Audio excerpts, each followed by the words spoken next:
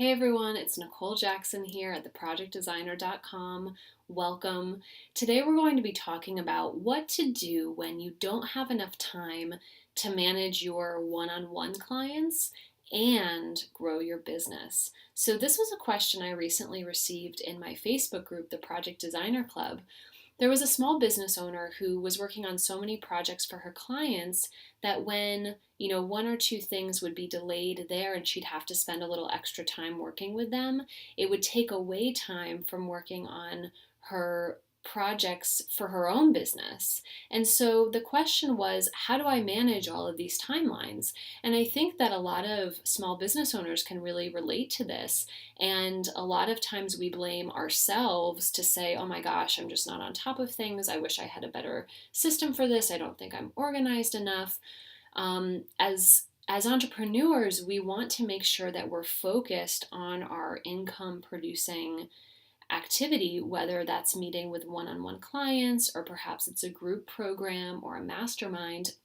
But in addition to that, we also want to be growing our business, which can entail creating digital programs or maybe creating a free challenge and keeping up with social media. So there's a lot of things to juggle.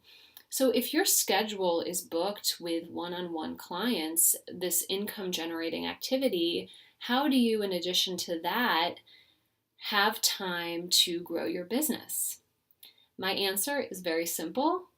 You have to hire help.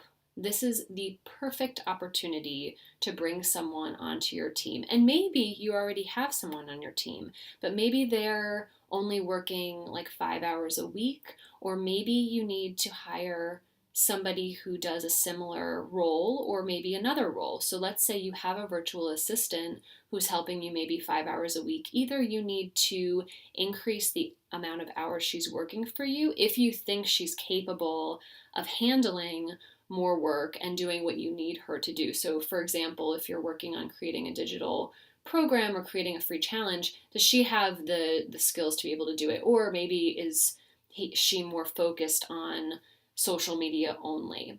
So this is a great opportunity to either hire another virtual assistant to add hours. You might want to consider hiring an online business manager or maybe a graphic designer or a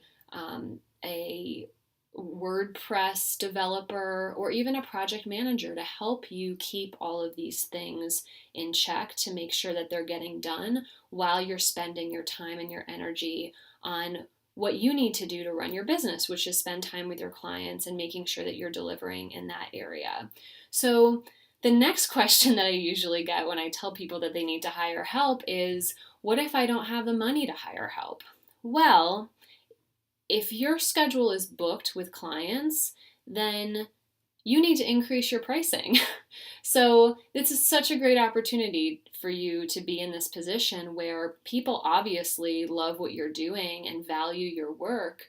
Bump up those prices so that you can have that money to invest in help and maybe even have more time. So as you bump up your pricing, you may find that certain clients can no longer work with you. And it's kind of the point to an extent, because then you'll have the money that you are making from the clients that are paying that higher amount will make up for it. Plus, you'll have that time to dedicate to creating content for maybe a digital program or a free challenge. So it's not just finding the help, it's also finding the financial resources. And there's so many different ways to do this. It's not necessarily, if you feel like you're in project overwhelm, it doesn't mean that you're doing anything wrong. It just is an opportunity. Overwhelm, I believe, is an opportunity for you to take a step back and think, okay, how can I work smarter? I can't work harder. I'm already at my max. How can I work smarter? What are some of these activities that I have right now that I don't need to be doing and that I don't have time to do? And take those activities and find somebody who can do them for you. If you need some help figuring out how to hire, one of the sites that I recommend is hiremymom.com.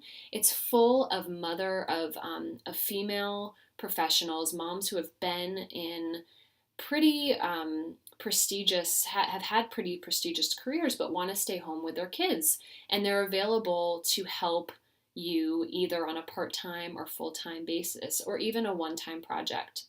So I highly recommend that site. I also recommend that you create an application for them to fill out. So make sure to maybe go into Google Forms or Typeform and really ask them questions that based on the job description. So if you wanted them to help you with, let's say, social media, have them research your different social media channels and come up with a few posts that they would recommend for your site. If you want them to help you create maybe a free challenge, ask what experiences they've had in the past that would allow them to be the best fit for this position. And maybe even ask, what I love to do is ask them questions that will help give you ideas for what the free challenge may be about.